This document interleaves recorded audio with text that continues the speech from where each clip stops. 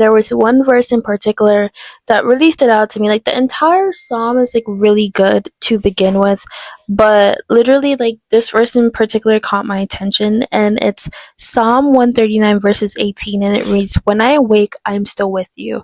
And I know this is something that I talk about a lot on my podcast. I talk about the fact that God is still here, that He's Jehovah Shammah, that the Lord is here, and that He's never left. But I think, like, in our day to day lives, it's easy for us to forget that outside of church, outside a Bible study group, outside of worship, that God is still with you. He's still present and He's omnipresent. And this is just something that I really love, because I think sometimes it's easy to limit God to a feeling. It's easy to be like, I feel the Holy Spirit. And I don't want to, in any shape or form, like disregard that, because when the presence of God hits you, it's a notably feeling, like a noticeable feeling that you feel.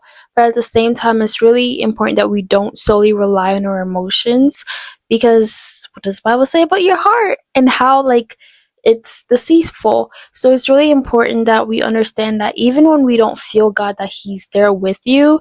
And I remember I actually posted something on my Instagram, and it was actually a post that I had posted on my threads maybe like a month or two ago, and I talked about how, like, after reading through the book of First Samuel, or Second Samuel, I should say, after David had his affair with Bathsheba, and after they conceived a child out of that affair, how he actually prayed to God. And it says that after the child was born, that he actually prayed to God, because the prophet Nathan had already told him this child is not going to live.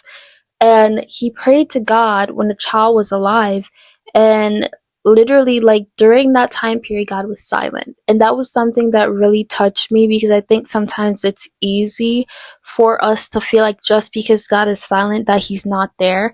But the Bible shows us time and time again that God is omnipresent. So even when we don't feel like He's there, even when our emotions are, well, we don't feel close to God, He's still there.